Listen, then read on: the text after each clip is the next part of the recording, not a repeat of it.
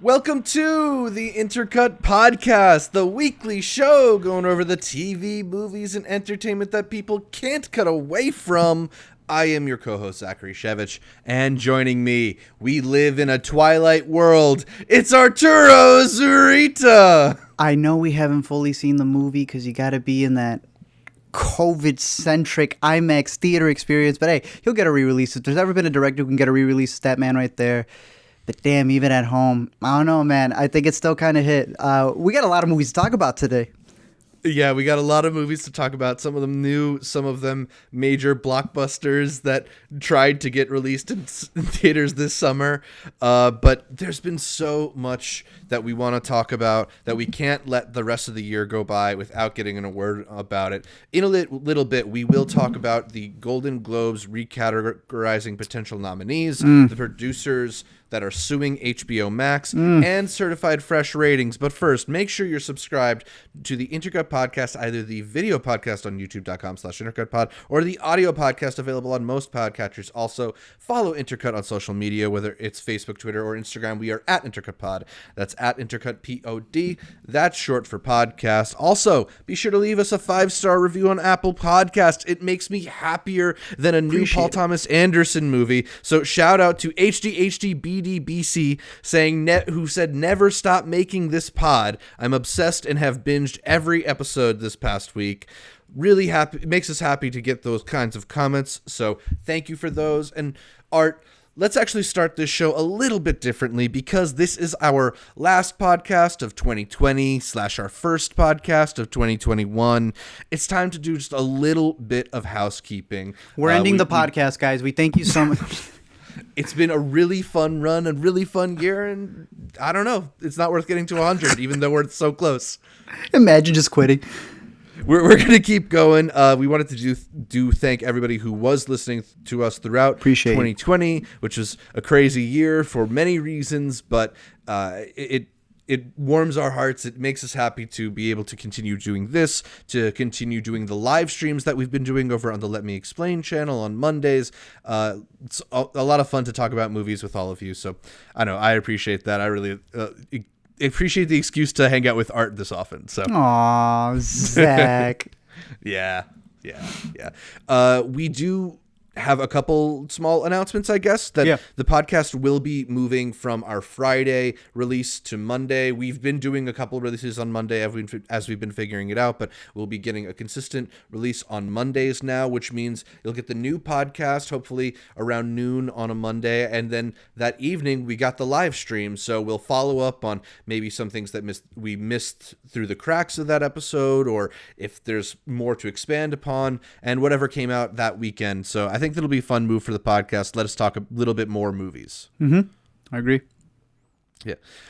In the new year, we want the podcast to be maybe a little closer to like an hour long, but we're going to be supplementing those with more Let Us Explain segments and after credits segments where we focus on a single movie. I think, that's a fair trade-off. It allows us to cover a bunch of things in depth more than we do on this show without the worry of accidentally spoiling you guys. So I think that'll be fun for us. But we also want to hear from you. What do you guys like about our show? What are your favorite segments? Do you like what we're watching, or yay or nay? And did we do any episodes this year that you thought were great? If you let us know, it helps us mold the show into whatever the best version of it can be. Or Donna, we will continue doing what we're doing right here. Yeah. Which is just hanging out, just talking movies. Just tell us to keep going. That works for us too. What it is that either way, every Monday, Zach and I are on a call, and we're talking about Zoom. We're talking about movies just in general. So we might as well just record it. And if they're watching, they're watching. If they're not, they're not. We're gonna talk movies anyway. But no, we always appreciate everybody who's tuned in, everybody who's watched. And we're hoping to just even be more on track for 2021 with all the festivals that are coming out. I think movies has been one of the things that even throughout a year like 2020, that's the one thing that gets your mind off of things. Granted, a lot of movies did not take your mind off things. They just made it even worse. But nonetheless, it's, Zach and I have known each other damn near almost a decade. Like, I know some of our friends don't like knowing that we have a decade-long relationship. But, and this is only possible online. So it's the same thing that happens with the viewers, with the intercuties, with the interviewers. Just that ability to be able to create this community around film literally from the comfort of our own home. It's been like that since before 2020. We're going to continue it afterwards. So appreciate everyone who's watched. Yeah. Awesome. So with that, I think it's time to get into what we're watching. The movies. Art, what do you want to start off with? Because there's a lot of stuff that we've been watching. Let's see. Let's start with a big one. Burrow, the short film that's on Disney Plus. It precedes Soul. I thought this was a cute little short. Obviously, the meat and bones comes from this movie Soul that everyone's been talking about. But if this would have come out in theaters, you would have had a nice little short about bunny rabbits and community and family that I thought was very well done. We talked about it on LME Stream, so it's got this beautiful 2D animation, and the artists themselves has worked on a lot of other like really big Pixar films as well. I don't know if you had anything more to say about it, or if you just want to jump. Yeah, I mean, it was interesting that it being a Pixar short, it does have this more hand-drawn style. I don't know if that's part of their Spark series, because I know there was that other one that they did that was like about the dog and the cat. Kitbull, that also had less of a computer graphic style that I think you're used to with Pixar. But I like that Pixar is at least enabling these different types of artistic visions. And yeah, Burrow's really cute. I don't know if it's much more than that. There's some fun moments in it, but it's probably like one of the better, more recent Pixar shorts, I'd say. And would have been a really nice opener to a movie that I think we both loved, Soul. And also switched up some animation too. Yeah. I think it's the most visually daring Pixar movie that we've had in maybe at least a decade, with a mix of styles too. Like you get this more, I don't want to say it's naturalistic because everything is exaggerated in its own way, but a little bit more naturalistic, real world style, and then this very like more abstract look to the like afterlife characters and the Jerrys and the Terrys. I really liked that aspect of Soul, but it's also the story here. Another movie directed by Pete Docter. Pete Docter is obviously the guy who had previously directed Inside Out, so he's familiar with this kind of like exploring of the more ethereal aspects of life and like inner workings of the soul and mind. He also did movies like Monsters Inc. and Up, so it's not just that, but it's definitely like more of an existentialist approach that he's been taking with his more recent forays. Yeah. On top of that, Ken Powers co-directed it, and he's also got One Night in Miami, which he worked on the script for, because obviously that was his play that he did.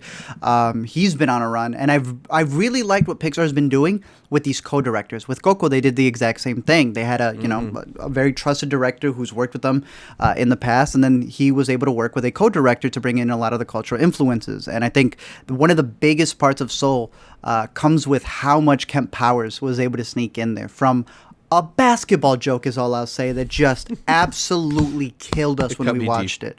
That was fantastic. Along with just, you were mentioning the animations. There are sequences where I'm looking at the back and I was like, I know it's a Pixar thing to be like, that looks like that character, but they actually feel, all the background characters, they feel like they're their own people walking around.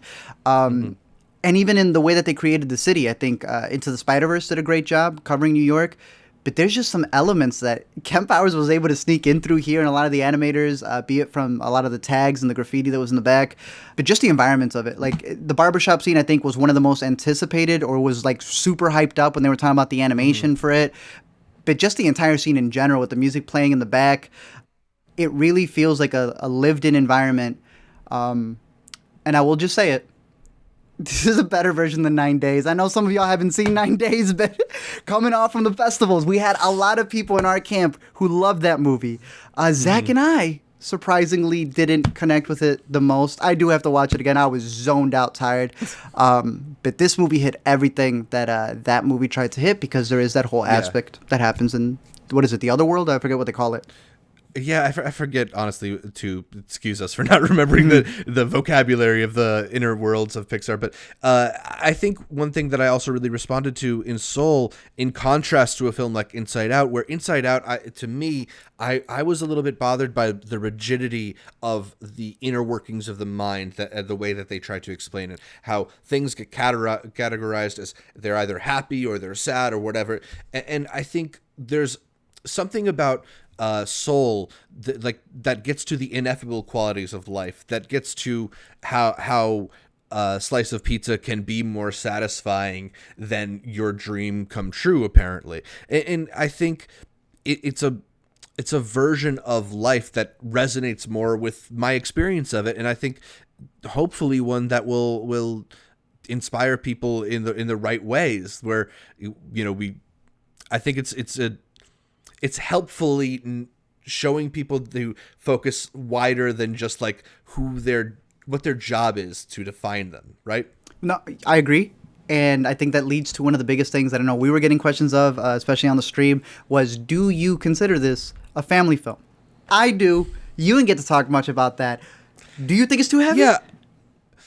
I mean, I don't know if it's too heavy, because to me, in my experience of remembering the films that I watched when I was younger, I think a lot of the heavier stuff just kind of goes over your head when you're a kid. You're not looking for them. You're looking for the things that resonate with you. Like in Soul's case, it would be the silly characters, or the fact that, one of the characters spends part of this movie in the body of a cat. I think that's what I would be focused on, and I would find it funny. I think I would enjoy this as a child, maybe not a very young child, but I still think that this is like an all ages movie, not just one of those like Pixar movies that's really made for adults. Well, I'm glad that that's the conversation that's happening right now, because I'd rather it not be the opposite, which is, Monsters University, it's getting, and I am my Monsters University, but the idea that it's getting less Pixar-y, that they're not hitting you with the hard and heavy stuff. And this one, we're having the complete opposite discussion. Is it too much for kids? And I love that, because then that means that they're actually pushing those boundaries, and ones in which the character who we have here is much later in life. He's still struggling to find his passion, per se, and has a whole sequence with someone who he really looks up to. That's a conversation that hopefully, as a viewer, you are not having at his age. You are having it much younger. You're able to open up to your family, and I think those are things that I think definitely stand out as a great family movie to watch. And I agree with you, a lot of the animation, because it's not just the the super fleshed out Pixar animation that you have in the real world, but I really like how they integrated the little Finder guys and how they were able to just slip into the real world, the different things that they were able to do. I thought it was very innovative, and my whole family enjoyed it. Like even the youngest ones who had no idea what was going on, they were like, look at the cat, look at everything that's going on. So I think it hit every cylinder. And on top of that, considering another movie that's out right now, also on streaming, but it's going to be out in a month. This isn't even a Mulan $30 premium price. It is right there on Disney Plus. I don't know the economics or how that makes any sense for Disney, but I appreciate that. I love the fact that the short is up as well. And this is a movie that I can rewatch right now. I can rewatch in a month. It's right there for you to watch whenever you want. And personally, I think it's one of the best of the year. And it scared me, because you and I just talked about Wolfwalkers not too long ago. Yeah. You know how deep into it I got. This is a man who has lost to Pixar twice in the past with his previous 2D animated films. And we came out of Wolfwalkers going, it's over. This is his year. This is his year, and then Soul came out. Yeah. And I'm more honest than anything else. I am scared. I am worried. The thing is, these are head-to-head. I have Wolfwalkers right here, but Soul is on there like the cat was on the main character of this movie. Yeah, it's gonna be a. If you said we're being honest here, I think I got Soul a little bit ahead of Wolfwalkers. I don't know. It's tough. I'm gonna rewatch both before. Yeah, there's a lot to love about both of those movies. What's your favorite animated movie of 2020? Let us know. Yeah, definitely. Soul wasn't the only major release from a streamer on Christmas. HBO Max decided to get into the game. Oh, they did. Not necessarily with the full support of all the filmmakers attached, but Wonder Woman 1984, or if we're going by Martin Scorsese, I Heard You Paint Houses rules, WW84, that's the only title that shows up on screen during the movie. The latest Gal Gadot, Patty Jenkins superhero team up, a sequel to Wonder Woman from a couple of years ago. This one taking place in the 1980s as Wonder Woman finds herself facing a new foe in the form of Max Lord and the Cheetah, who've gotten their hands on the Dreamstone, and also mysteriously her love Steve from many years ago has returned. What's with that? You work for Warner Bros, don't you? I do. I'm in their marketing department. Can't you tell? Look, I don't really like a lot of these kinds of movies where the world is kind of collapsing, but all the movie really cares about is whether or not the superhero gets to keep kissing the love interest. I found this movie to be extremely bloated. It takes about 75 minutes just to get into like Kristen Wiig's villain turn, and it does a whole lot of meandering before it gets to that point. There's been a news story this week that Patty Jenkins fought against Warner Brothers. Oh no, we're gonna talk about that. They wanted to cut either the scene in Themyscira that opens the movie or the mall scene that happens right after that. And like, I get it. It feels way too long. I would have gone for the mall scene. I feel like that was unnecessary. But Art, let's be real here. Can you name me 3 of Diana's personality traits? She's tall. She's wondrous, and she's caring. Look, it's been a couple days. I've seen it twice already. I have it, and I don't like rating stuff, but it's 2.5. I have it as like a simple rent it. I wanted it to be bigger than a junior price, and it is going to be a junior price. I know some people who have loved this movie. I think there's a lot to enjoy in this movie, but having sat with it, I was hoping it would hit a 3, and I don't mind changing the score. I can't. There's so much in this that I like, so I feel like I'll be the more positive one because I know that you're going to come in and blow down the hammer. Sure. All right, Diana, I didn't mind the love story because it kind of, well, I don't know if we're getting into too much spoilers. I don't think they mind. We got the things down below. I'll try to keep it cryptic. The description. Yeah.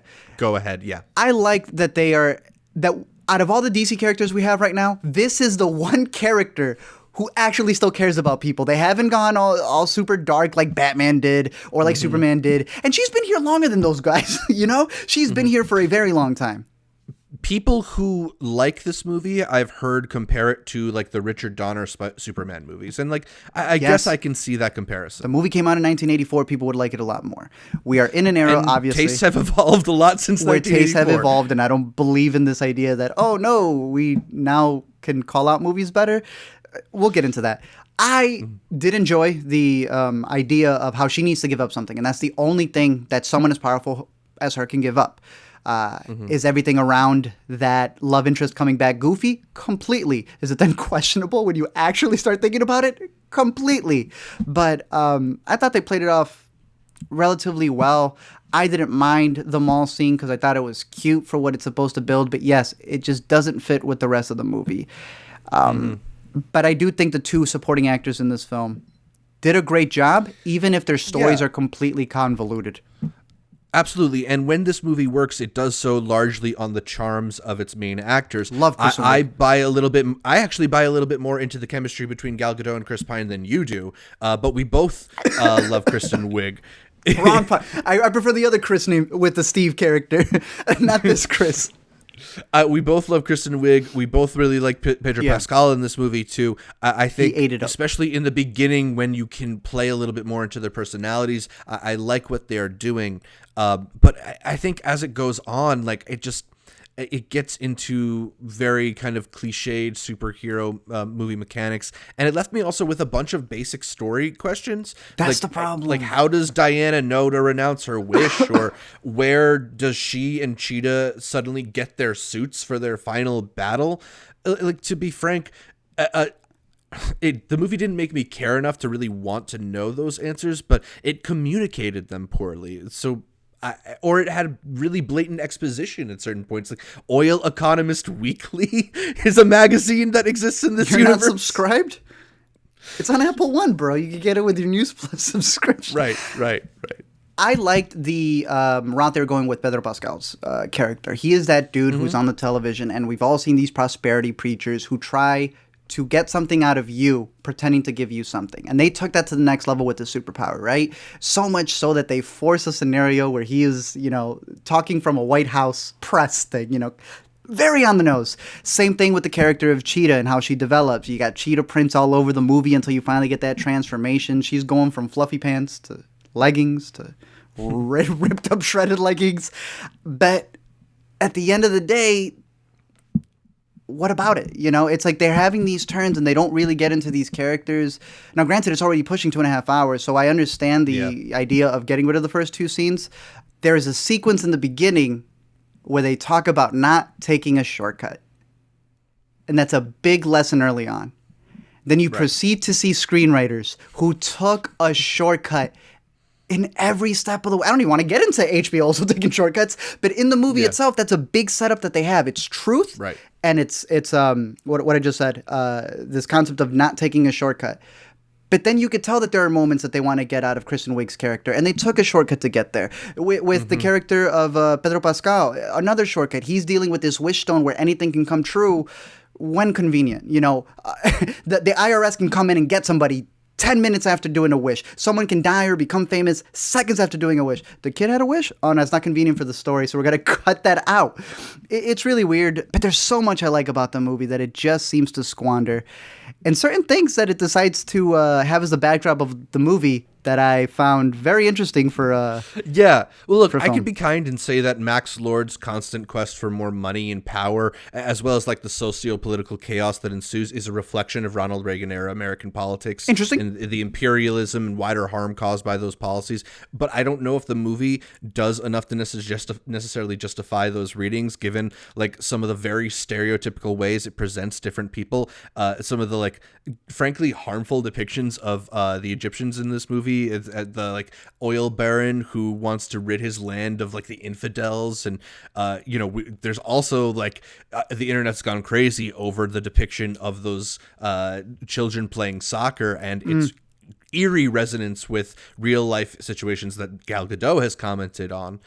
So there's just like a lot of weird politics that goes along with this movie. There's a South Asian actor cast as like a Rastafarian with Mayan ancestors. There's just I don't know. Very right. Shortcut. Again, another shortcut to answer some things in the movie.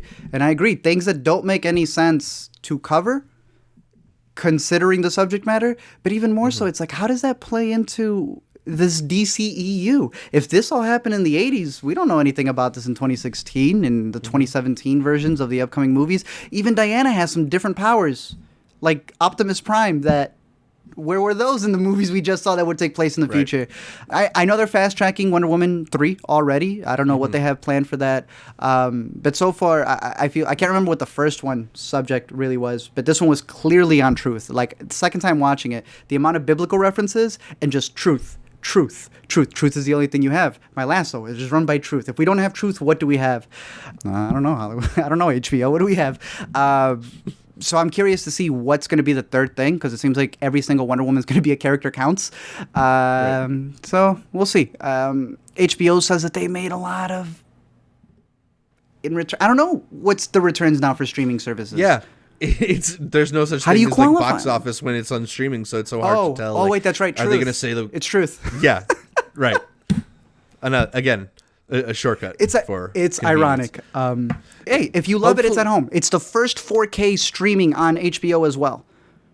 Yeah, and I do think, based on the chatter that I've seen on Twitter and such, that there are a lot of people who chucked this one out. A lot of people who signed up for HBO Max or figured out how to get it because this movie was on there. So I do think Warner Brothers has found some of the success that they were hoping for through this release strategy. I think ultimately, though, the movie just is not as good as maybe they had hoped for, and maybe as it could have been a bigger sensation had it been a little bit better. I actually caught up with Birds of Prey this week, a movie that a movie that I skipped because I don't really have a lot of interest in that genre or this world or superheroes, but I found myself liking that movie way more, A, than I expected to, and B, than Wonder Woman 1984, largely because I felt like that filmmaking had so much personality and so much voice. It tried to give you something that was distinctive and full of charm. I don't really remember why people were upset with this movie at the time of release, but I thought it was pretty badass and funny and full of like good performances and interesting characters. And I just wish that Wonder Woman had like an eighth of that personality. I felt the hate when I made the video. Don't get me wrong. I know. Hey, people are liking this one. I don't hate it. There's a lot in it that I thought was enjoyable. Like I said, I got it twice. Enjoyed it both times, even though I kept noticing little things here and there. But I do want to comment on two things. One is the Patty Jenkins thing. Yo, if Snyder can get the budget... Yo, he got the budget from Justice League. again for the same movie. She can't have those two scenes, dude. I know they do bog down the movie, but I like when studios allow filmmakers to cook. I understand that criticism. That's fine. Yeah. That's fair. I find it funny that a lot of people are like bagging on her for wanting to have it there. But hey, it's bad, but at least it was what she wanted to release. So I'd rather judge her on the movie she wanted to release, even if I don't like it, absolutely, than something that wasn't hers. The second thing would have been this, and I've heard this a lot. A lot of people commenting on this idea. We had this with Marriage Story. We've had this with anything that's been a really big release. That too many people are watching it at the same time, and that affects people's opinions, be it the negativity or anything else. Mm-hmm. I don't believe in that. We have big releases that when we all like it, we don't bring up this comment. Yeah. But because the negative stuff is here, it has been interesting to hear people say, oh, but this is only happening because everyone's watching it at the same time. Then your only solution is that it should be stilted and the hate should come in waves. It's all coming at the same time. Your thoughts on that, Zach? To an extent, I get it because, I give the example of myself. I'm not a person who would have seen Wonder Woman opening day if it was in theaters, but because it was in my home, I watched it on Christmas. And I gave my feedback in the form of negative tweets and letterbox reviews. But it's I think that is what is inspiring maybe some more of the negative reactions. The fact that it is so easily accessible, it's fine. And I would have gotten around to Wonder Woman and lodged my complaints anyway. It's just that because it's on HBO Max, it was easier for me to do it day one than it would have been if it was in theaters. You think that's a bad thing? That's the only difference. I don't think that's a bad thing. I think for some people it's a bad thing. For people who want to hear, nothing but praise around a movie, that's weird. A bad thing. Yeah. Yeah. But, for me, I like hearing from a variety of people on a movie. And if that means that it's not all opinions that I agree with, that's fine, too. Mm-hmm. And it's usually on the audience. It's like, oh, what does the audience know? But the Rotten Tomato critics who are approved on there, I think that was the big one. And we'll get to that in a little bit. But it's how that changed. The Wonder Woman. Yeah. We will get back to that. It's on there. We will get back to that and back to Wonder Woman in a bit. But let's also talk about some of the movies that we've missed over the last couple of weeks. Ma Rainey's Black Bottom came out since we last had a podcast, and I think that's a movie that we both enjoyed, although maybe not as much as we wanted to, or maybe that it hopes we would in terms of its impending awards campaign. This is the second August Wilson adaptation produced by Denzel Washington, written in 1982. It's the only of his 10 plays about the Black experience that is set outside of Pittsburgh. This is in 1920s Chicago. It's about a recording session for Ma Rainey on a hot summer day and how it stirs drama within the band. Interestingly, that is a change that they made for the movie. I think the play takes place during winter, but there are some other changes. There are some other changes to the play, as we've noted on our live stream, is longer. I think it usually runs around 2.5 hours. This movie's only an hour and a half. That surprised me, which is interesting. This is, of course, the final Chadwick Boseman performance, and he's so good in this that it almost sells a character whose manic behavior doesn't translate quite as well to the screen as I think it would have in the theater. The mood swings in this movie are so drastic that for me, it kind of undercut the tension and makes some of it seem a little bit silly. But I don't know. What did you think about Ma Rainey's Black Bottom? I was surprised how short it was. Yeah. But I came into this with the expectations so high for Chadwick Boseman because those who had seen it didn't say he was great. They said just give him the award. Right. I have really been on the camp. We've been rooting for Lindo. We really like Riz. I've been saying our boy from The Father has killed it. Anthony had it in the bag. Just like Wolf Walkers and Soul, this man came in and blew it away. It is absolutely a performance. So much so, I really thought he was going to be supporting. Then you watch this movie, and again, it's surprisingly short. And it doesn't take anything away from, the character of Ma Rainey and her performance, but it is his movie. Like, I don't know how else to say it. He commands the screen all the way down to the final speech that he has. And he has speeches with everyone. That's what we talked about on the stream. This man has a speech with Coleman Domingo, who kills it in the movie. He's got a sequence with Zola herself. We got 2 Zola stars in this film. And then the man has a whole monologue with God. He goes way into it, and just hearing everybody talk about the behind the scenes in the performance, and especially looking back at that one sequence where it's practically like the character of Job, in the Bible, having that one-on-one with God and all the stuff that, questioning God. And then the way that wraps up, I thought he killed it in every sense of the word. And I know that it's a play and it takes place in one place, and with fences, I know that kind of felt a little bit apparent. I think it worked here because it felt more like a bottle film. They're stuck in this recording studio until they can get it done, so it kind of like made sense. Right. For me, the all-in-one day thing, I think maybe made sense, but I think like I said, kind of undercuts the tension. And when you get such a variety of emotions going on, and particularly with Chadwick Boseman, his character goes through such highs and lows. Like, I might have bought it more if it was taking place over a week or something, but it still has electric moments, and because he and so many people in this cast are so great, it has these riveting moments, these electric sequences followed by more puzzling turns in the story. So I don't know. I was mixed on this one. Was blown away by the performances. Like you, I was also surprised that Viola isn't a bigger part of this movie. Like, so much so that I think she should be a supporting actress candidate this year rather than lead, as many are pushing her. But I guess that's why I'm not in Netflix marketing. Yeah. But I still think she's lead. It just was surprising to see she wasn't more of the movie.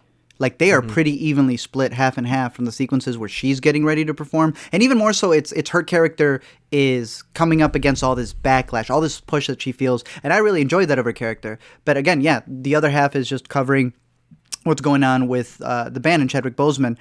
I thought she did a great job, though. The only criticism I had was in the lip syncing. I could tell in the lip syncing,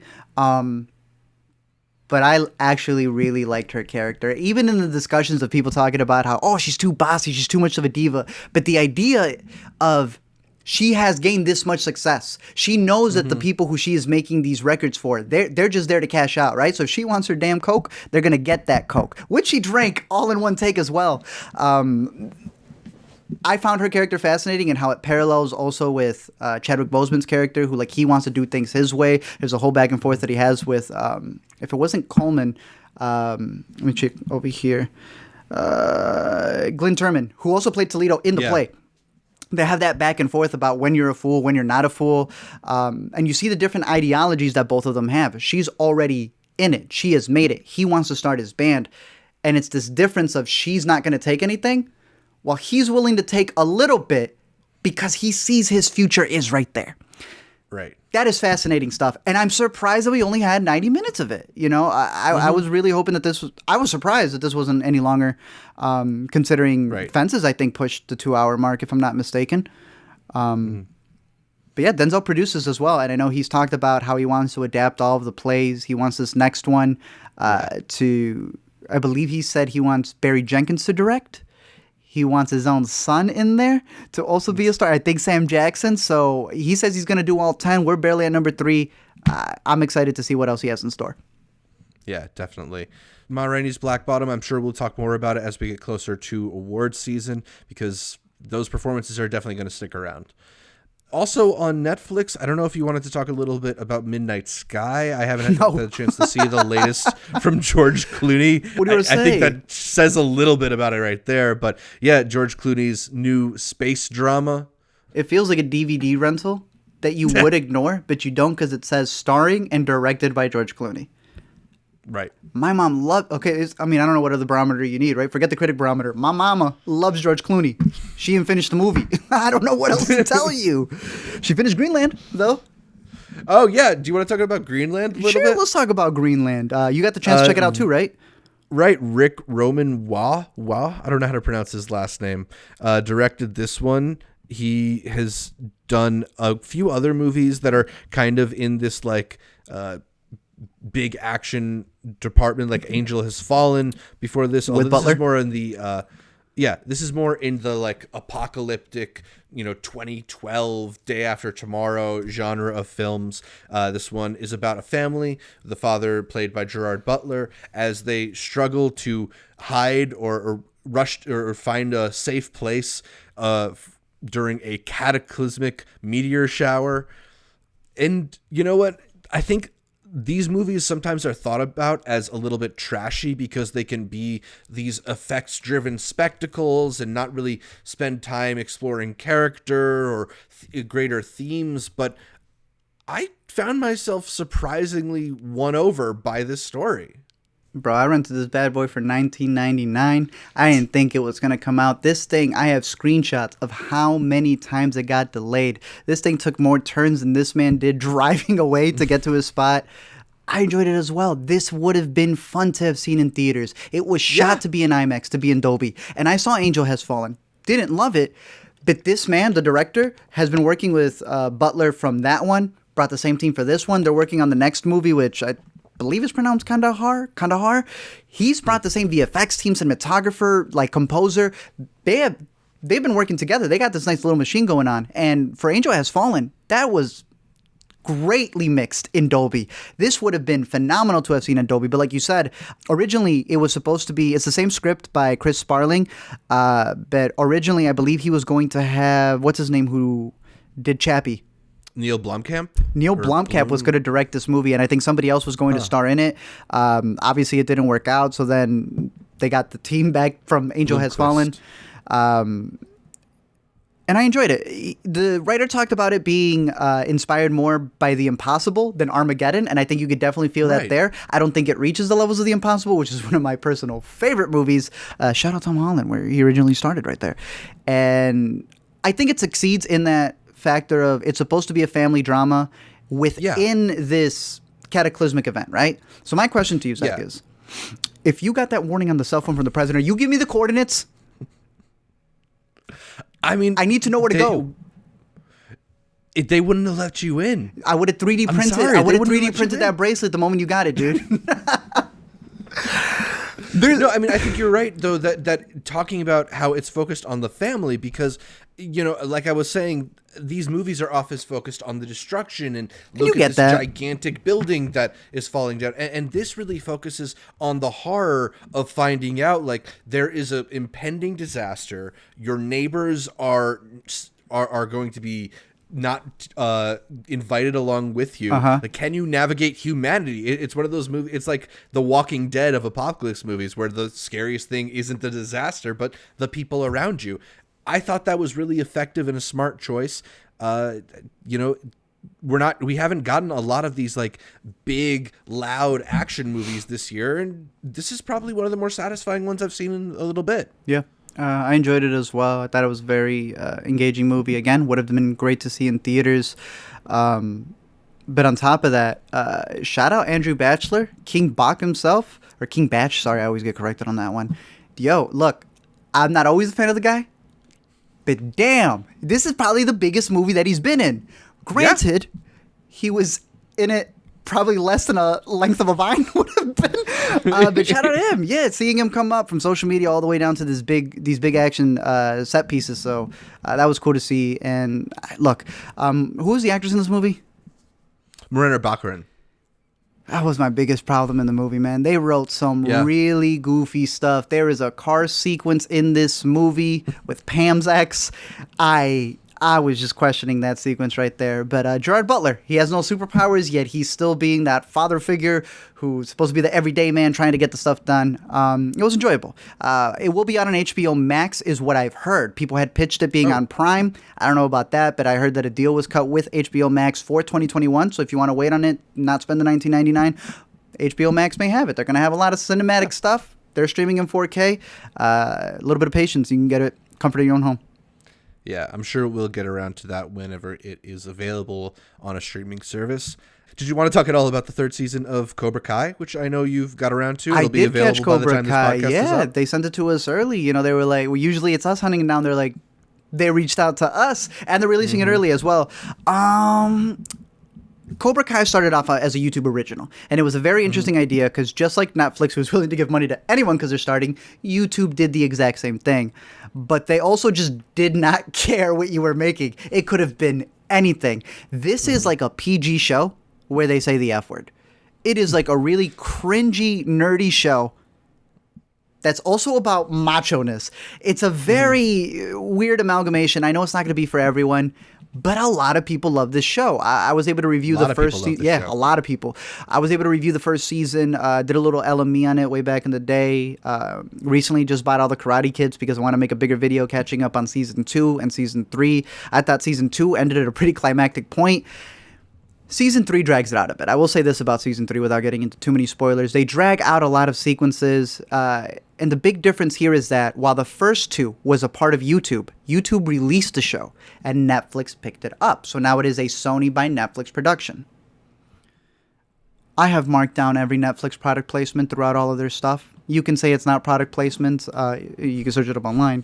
But you can tell when In-N-Out is a product placement for Netflix when it shows up in every Netflix original. Yo, Cobra Kai Season 3 got every advertisement possible. There are sequences, I kid you not, Zach, where someone's talking about like a really big decision that needs to be made with a professional. He needs in there helping them, and he goes, I wish you guys the best. Oh my gosh, are these your own lemons?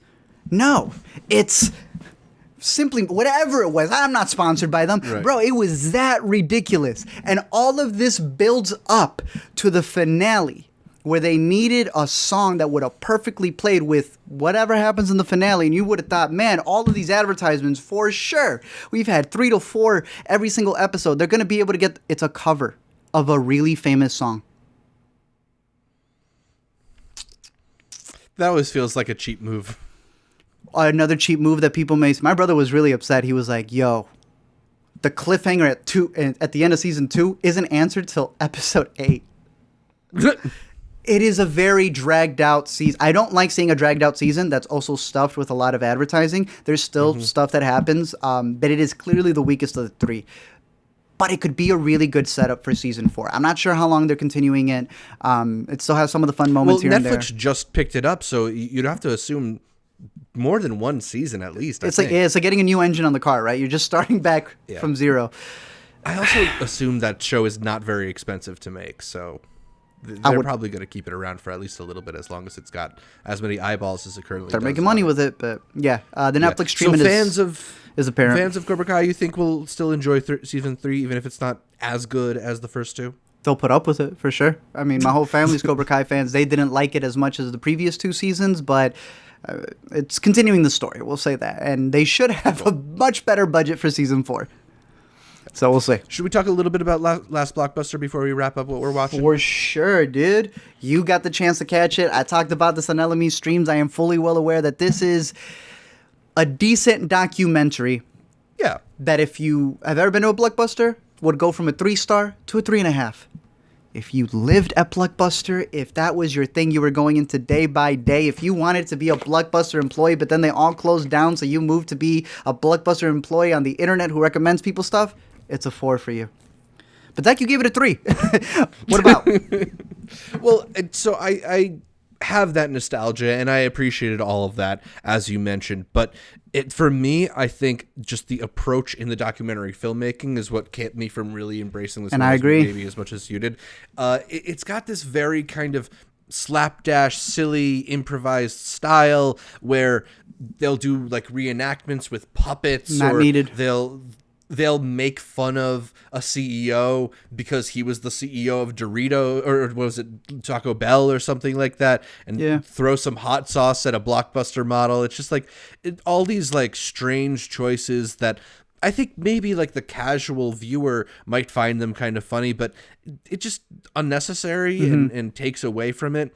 It's got a narration by Lauren Lapkus, who I love, but where she's kind of like making fun of some of the subjects, which just feels like unprofessional to me. And maybe it's just because I'm like pretentious and listen to NPR, but like my better version of this is that episode from season 2 of Land of the Giants, the Vox podcast, where they talk about the fall of Blockbuster and how Netflix was able to surpass them. I thought that episode had just about as much information, maybe presented a little more clearly, as this documentary, but the documentary is fun, and it also gives you the quirky story of this store in Bend, Oregon that's still open. And yes, they have a little bit of a coda at the end giving you an update about the store amidst coronavirus, which I appreciated that they had that little grace note. So I don't know, charming enough documentary about a subject that I think both of us, and if you're watching or listening to a movie podcast, probably you too, you care about this subject. Yep. So worth checking out if you're looking for like a fun look at Blockbuster. And the way she runs the story, I thought that was pretty dope. Because you get your history of Blockbuster, then the second third of it is this store that's still running with Blockbuster Mom, Blockbuster Grandma as well. But then, that third part with the anecdotes, just because you have a personal story for Blockbuster, I don't think it should take up some space in a documentary. Right. that should have been cut in the editing process. But it's still enjoyable. And I would say for most people, wait for it until it's streaming. Or rent it. You don't even got to rewind it to return it anymore. All right, so let us know what you've been watching in the comments on YouTube or by shooting us an email. The address for that is intercutpod@gmail.com. We move on to Yay or Nay, where we break down the latest happenings in entertainment, starting with the Hollywood Foreign Press clarified the categories over several potential awards nominees for the upcoming Golden Globes, which are just 2 months away. Promising Young Woman was switched from the comedy musical category to the drama category, making the path to nominations for Emerald Fennell and Carey Mulligan a little more difficult. Maria Bakalova was also switched from the supporting actress category into lead actress. But most controversially, the Hollywood Foreign Press announced that Minari would be competing in the Best Foreign Language Film category rather than for Best Picture Drama. Art, yay or nay, this is a mistake by the Golden Globes. We answered that last year, right? With The Farewell. But The Farewell still took place in a different country, so that was the excuse. Where does this one take place, Zach? In the heartland of America? The story like in America of an American? I feel it's been talked to death about already. Everybody knows, everyone's stand. I think it's been interesting, everyone who's brought up the Inglourious Bastards comparison and how that... Right. I didn't know that. It had only 30% dialogue in English. So That's rule crazy. is the rule from the Hollywood Foreign Press is that at least 51% of the dialogue spoken should be in a non-English language. So it's clear they don't follow that. So Slumdog Millionaire, for example, is about 80% in English, so that's why that movie shouldn't be eligible for. But Inglourious Bastards, which has about 35% English dialogue, was still nominated in the Best Motion Picture Drama category by the Golden Globes. I don't know. I think it's a fully American movie. It won the U.S. Dramatic Prize at Sundance. I don't think we would have had an Italian movie about an Italian coming into New York. I don't know. We had a couple of those in the 70s. I think they're fantastic movies. I don't think they're Italian movies. I think those were considered American movies. It's a similar journey here about still someone from a foreign country coming in and becoming an American, weaving themselves into the culture. Literally, I can't think of another movie that does that even more. That's what makes this movie so beautiful. It's how, I don't want to say it's so like interwoven into the concept of the American dream. Like you'd figure that this should be qualify as like an American movie. Yeah, it's crazy. I don't know. Yeah, it's still one of my favorites. My favorite of the year. So. I am not for this, but we already had this conversation last year when it came to The Farewell. We didn't agree with it then. We have more reasons to not even agree with it now. Yeah, exactly. I mean, so the Globes have done this before with The Farewell. They've also done it for movies like Letters from Iwo Jima, which was directed by Clint Eastwood, or Apocalypto, which was directed by Mel Gibson. But those are movies that are entirely set in foreign territories or in foreign cultures. This is one that is in America, and even if maybe by the rule of law it doesn't qualify the way that it could, it's the spirit of the movie. And I think to deny it the classification of drama is kind of like a misread of the movie itself. And I think part of the factor is that the Globes, as we know, they try to fit square pegs into round holes, and to get more people to show up to their award show, whether that means nominating The Tourist or The Martian as a comedy or musical. You remember? Like, to me, just the fact that Minari's only real American celebrity is Steve Yeun, whereas, maybe this makes room for News of the World with Tom Hanks or The Father with Anthony Hopkins. Part of this is celebrity, but there's also like an undeniable part that's racism, right? Like we saw this back at Sundance where people were already saying this is a Korean movie when it's not. It's an American movie. Yeah. I mean, it's just, I don't want to say the intent for some of these people, but it's definitely ignorant. And I don't know what the rules would be. Like, for the Oscars, the Oscar change was best foreign language film to best international, if I'm not mistaken. Yes. Right? So what does that change? Because then by the Oscars rules, the really important one, like you mentioned The Tourist, dude. Do you remember when they went up for The Tourist, announced the movie by saying they hadn't seen it themselves? I don't care about the Globes. This is just so people can talk about the Globes, to be honest with you. That's what it feels like. Exactly. So the Oscars. And I think it's good to remember that the Hollywood Foreign Press is like 90 European journalists. It's and not they're like trolls. some big voting. Yeah, and they're not respected for a reason. They've been By known to themselves. take bribes in the past. That's a part of the Golden They've got Globes. a big award show for some reason, but like that doesn't mean their opinion holds that much water. And I think hopefully, the Screen Actors Guild, the Directors Guild, the Writers Guild, and the Oscars will be among other organizations to kind of correct this ruling in their own ways. We'll see. As for the change for Maria Bakalova, I did think it's interesting because to me this actually helps Bakalova because the Golden Globes only have one category for Best Supporting Actress, but they divide Best Actress into a drama and comedy musical category, meaning there's twice as many nominations to go around, and it's hard to imagine that she won't get one of those spots, especially when her biggest competition this year probably comes from The Prom? In comedy she better be careful. I do like that. I do believe she is lead. She holds the movie. Some of the biggest sequences literally come from her, by herself even, in some of them. And on top of that, a reminder that for the first Borat, Sacha Baron Cohen won the Golden Globe. So, hey, maybe history repeats itself, but she wins it instead. We'll see. Not everybody was happy with Warner Brothers' recent announcement that its 2021 theatrical slate is headed to HBO Max. Christopher Nolan, of course, launched his complaints at the company, but Legendary Entertainment may be going so far as to sue Warner Brothers over the decision. Legendary, who co-financed the production of Denis Villeneuve's Dune, are concerned that they weren't consulted on the decision or given a chance to negotiate a better deal. Art, yay or nay, do you think Dune will hit HBO Max in 2021? I don't think so. They were talking about how this isn't even like the whole book because Dune is a really big book. And they said that like the movie is just covering, this is my old copy of Dune, like that much, right? Right. That's what I've heard. Some people say it's half. I've heard it's less. And they still have a whole franchise they want to build around this. It's supposed to be the intellectual franchise. This ain't Star Wars. This is Star Wars quality, Game of Thrones quality, but for one of the greatest sci-fis ever made. And they feel that releasing it on HBO automatically kills its chances. Who knows? Maybe this would be the one where having it accessible to everyone may allow them to be able to pick apart all the different things that he has in there. But I heard that they wanted to relinquish it from the HBO Max lineup, which is also a part of their advertisements, which brings in the idea that if you don't release it, if you release it on HBO Max, you have a lawsuit in your hands for the promise that you made with the production of this film. But if you don't release it on HBO Max after saying you're going to release it on HBO Max and you advertise it to people who signed up with the idea that they're going to get Dune, you have another problem. So it's almost, Zach, like Warner Bros. Didn't know what they were doing when they announced this thing. Almost like they kind of made a hasty decision. Did you ever read the blog I told you about from the guy who runs the Warner Media stuff?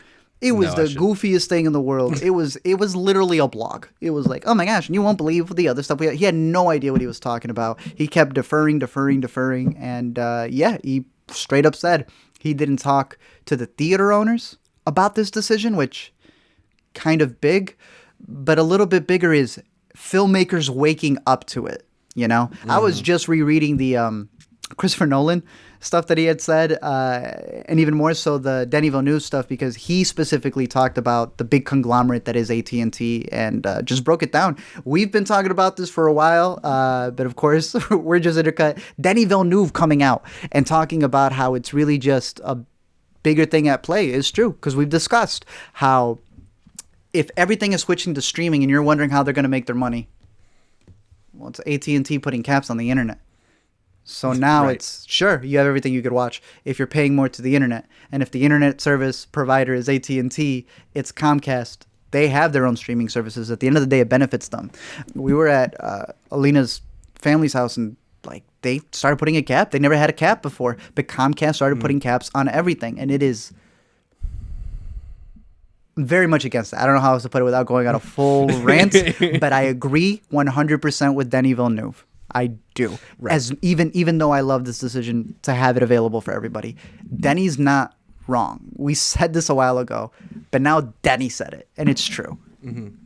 No, I mean, we talked about this a little bit in a way with the Wonder Woman thing, where there's no real record of how successful that movie was. Truth. Right? And you're talking about a movie like Dune, which they're putting a lot of money into, not in the hopes that they're going to make one Dune movie, in the hopes that they're going to make a bunch of Dune movies. Like what? So they need that movie to be in theaters making money so that more Dune movies can be in theaters making money in the future. I think that, you know, the way that Warner Brothers went about this decision obviously was done without fully considering the prospects of all these movies. I don't think they want to put the new Matrix movie out on HBO Max either, because like that's, you know, how long have people been waiting for more Matrix? And they got rid of Matrix? They got rid of the 3 Matrix movies off of the site. Like what? Why did those leave? I don't know. But Zach, it's not new for Warner Bros. To screw up a Denis Villeneuve movie. How much did that last one make, dude? What'd they do with the last one? With Blade Runner 2049, the way they marketed that, they ruined it. That was one of the videos I had made over on A to Z, was how, you know, the pitch for it just botched it. And I think he talked about it as well. So Dune's even bigger than that, you know? Sure, it's got Timmy in it, but Blade Runner had 2 of the hottest actors in it, that we have right now, and even that one had a problem on its theater run. So I don't know. It's going to be an interesting one to watch, because I know a lot of money has been poured into this. Exactly. And there's been reporting about Gal Gadot and Patty Jenkins being cut 8-figure deals just because of the move to HBO Max. No one else got that. I just don't think Warner Brothers is going to cut those kinds of checks to all those different filmmakers and actors. At a certain point, like, it's just not financially worth it to them for every single one of those movies. And that's, you know, gets to what Legendary is talking about. They didn't get the chance to negotiate a deal like that. So we'll see. I agree. I don't think that we'll get Dune on HBO Max at least that early. But Gal's also producer. So the actors who aren't producers, who still get a back end, they're being completely shut out. They won't even get the chance to get that check like they sign on to a movie expecting it to be a theatrical release, and suddenly they're advertising the latest streaming service. And that's. So our last yay or nay for this episode comes from one of the intercuties, Steven, who sent us an email saying, I thought it would be important to put in yay or nay this issue of Rotten Tomatoes removing certified fresh ratings. They did it for Joker and now did it for Wonder Woman 1984. Steven also got his first Criterion recently, the Parasite Blu-ray. Nice. So shouts to Steven getting his Criterion started with an awesome movie. Yeah, Art picked up that one recently as well. But Art, you may have heard that when the review embargo was lifted for Wonder Woman 1984, that film sat at 89% on Rotten Tomatoes with a certified fresh rating. However, as of this filming, the score dropped all the way down to 62%. So Art, yay or nay, you think Rotten Tomatoes shouldn't remove a film's certified fresh rating once it gets one?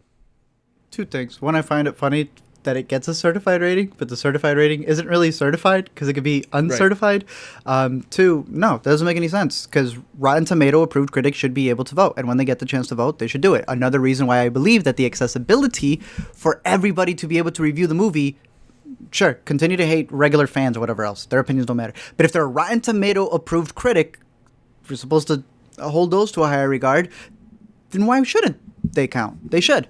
This isn't the first time it's happened either. I think when it's a movie that's close to people's heart, then it's like, what? This can't happen. It's happened to other DC movies. Like, it happens all the time. It always shifts. So I've always found the certified rating funny because technically, we're all used to counting what electoral votes are. So it kind of is the same logic over here, where how can it be certified until you actually have all of the amount of critics who can vote for it? I've always found that funny. No, I don't think so. Certified is a weird word. It is a very weird, because what they're just saying when they say certified fresh is that it's like super fresh or something, right? Certified is the designation they give to movies, I think, that are above 85%. So they're not. It's not like, oh, this is cleared a certain threshold and now it is definitely a fresh movie. It just means like it's got a lot of good reviews, right? And the discussion on Twitter around this movie was about all the critics who they didn't give screener access to. I believe the AV Club didn't get early screener access. And to me, the bigger issue is Warner Brothers picking and choosing who gets to see the movie in order to try and create their own false perception of what this movie was. Oh, you want to get it juicy. Okay.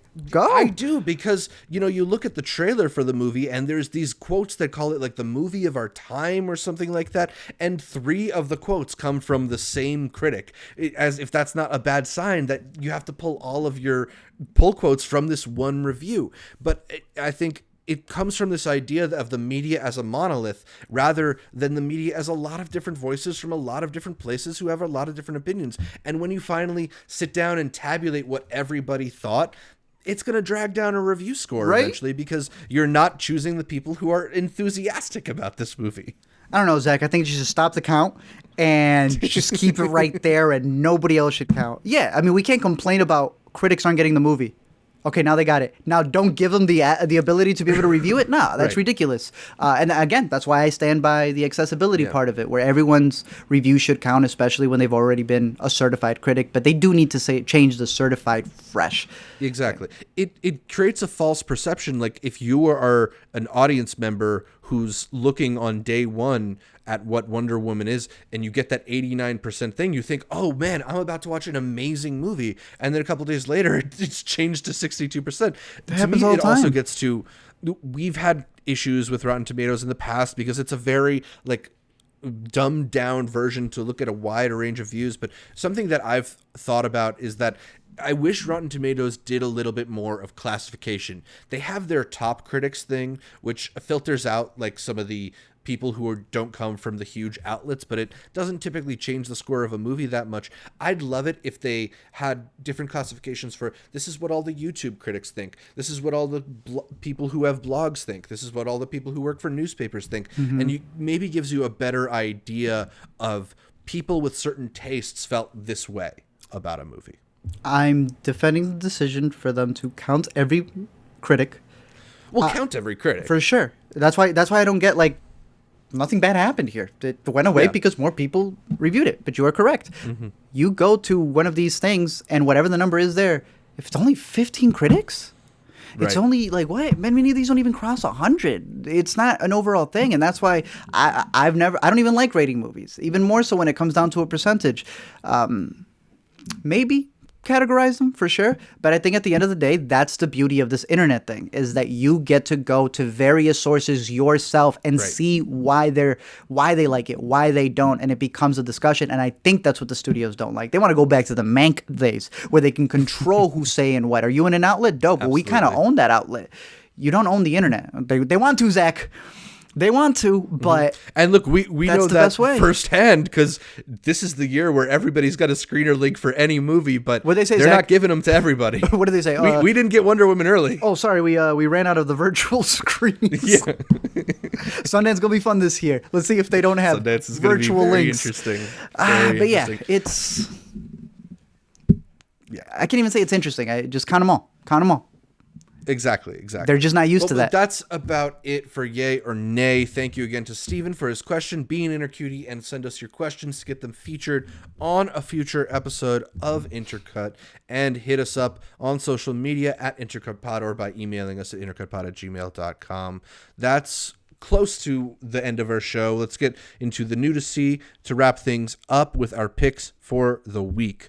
Art, start us off. What are your picks for this week? If you're at home streaming, you don't even want to leave the house. I mean, you got a buttload of films, even though we're just starting this new year. I mean, you could watch Soul at the end of the year. That bad boy's going to be on there for the entire time. In terms of some VOD picks that I have over here, I really liked Marona's Fantastic Tale. We're talking about animations and some really good ones. I truly believe that if more people had the opportunity to catch this one, with the accessibility that is streaming, more people would have been pushing this one to be one of the top tier animations. It follows a dog. It's beautifully drawn, and it does what animation should do, which is just there is absolutely no boundaries to this thing. It is very creative, and it tugs at your heartstrings. So I would highly recommend that one. I know that's available to rent and to purchase. The Last Blockbuster, again, I'd be curious to go rent this movie at the Last Blockbuster. That would be a dope experience. I wonder if they have it. I wonder too. Yeah, they should. I don't see why they don't carry it. I like that part in the doc where they were like, if you wanted a movie and they didn't have it, she'd write it down and go to Target and buy it. I don't know the legalities there, but I thought that seems like a bad business model to me. That was so dope, though. Yeah. But yeah, those are my picks for the week, and we're gonna have a lot more on the next podcast because we're gonna be going through everything. Yes. Just everything. Just everything. We have so much to talk about on our best of list, so we will be getting into that with Amanda next week. But there's still some stuff to watch before then. In my quest to keep catching up with 2020 movies, I found She Dies Tomorrow on Hulu. What'd you think? What is it? Amy Seimetz, who did that one, wrote and directed that one. Really interesting movie about a woman who is convinced she's dying and how she has a psychological effect on the people around her.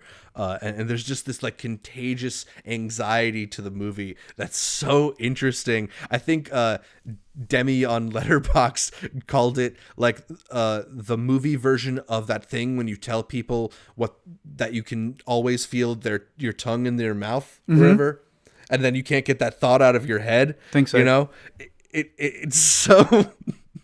It's just such an interesting movie in terms of the way that it deals with this like contagious anxiety. And I think a lot of people were talking about it as a very fit movie for the anxiety people had at the beginning of the coronavirus lockdowns. So very timely. I don't know. I thought this one was really interesting. I really like the performances on it. They have a lot of really great actors. So I would shout that one out. A very stylish movie. Has some of my favorite shots of the year. Just some of the stuff they do with lighting. I like that one a lot. It's on Hulu. We did a talk recently on Promising Young Woman. We'll be working on that video soon, but it's available in theaters, so I figured I'd shout that out as a movie that we both liked a lot. A movie I think we're probably going to bring up on our best movies of the year list. So if you want to go to theaters, check that one out. If not, I think it should be on streaming sometime in January, so we'll see. And then Beasts Clawing at Straws. We didn't talk about this one earlier, but... What is there to say? A last-minute contender for some best-of lists. Just watch it. Really awesome movie. Debut film from Kim Young-hoon, Korean like crime thriller. I feel like this one had some early Guy Ritchie vibes. It has that thing that Snatch and Lock, Stock, and Two Smoking Barrels had, where you have a bunch of criminals from the underbelly of this city, and they all come together in unexpected ways. I was really impressed by this movie. I'm glad you liked it, dude. We were able to catch this one, I believe, at Sliff. Oh, your favorite festival name. My favorite festival name. But yeah, that was one that stood out. Nina Wu would be another one that we caught like back to back with this one that I think people should have on their radar as well. That one's a little bit more tough, but it's those little gems that were just hidden in the back. And I'm glad you caught this one, and I'm hoping more people check this one out once it hits maybe a streaming service. But I bought it. I was like, nah, I want to make sure. I want to make sure I have this one. I'm not waiting for this to be on a streaming service to catch it again. Great thriller. Totally. Well, that's about all for this week's show. You can catch more from me by following me on Twitter, Instagram, or Letterboxd at ZShevich. That's ZSHEV as in Viola Davis, ICH. Art, where can people find more from you? You can find me at LME Explain over on Letterboxd, on YouTube, on Twitter. I'm going to get rid of my Instagram, bro. I got nothing to do on Instagram. Plus, they spy on you on Instagram, they say. But yeah, you could also just catch me here every week on the Intercut podcast. You can listen to every episode of the Intercut podcast on iTunes, SoundCloud, Spotify, on your favorite podcatcher. I like Overcast. And then make sure you're subscribed not just to the audio podcast, but to the video feed as well on youtube.com/intercutpod, where you can catch our smiling faces as we run through the latest in entertainment. Find new episodes of Intercut every Monday. We're moving to Monday. Please leave us a comment, like the video, and consider heading over to iTunes to give us that 5-star review. Shout out to our listeners in South Africa and Vietnam for putting us on the TV and film podcast charts out there. Okay. Like our Facebook, Instagram, and Twitter pages. All of them are at IntercutPod to get updates throughout the week from Art, from me, from all the guests that we feature here on Intercut. Thanks again for tuning in. And until next time, don't try to understand it. Just feel it. We didn't talk about Tenet. We'll talk about Tenet soon.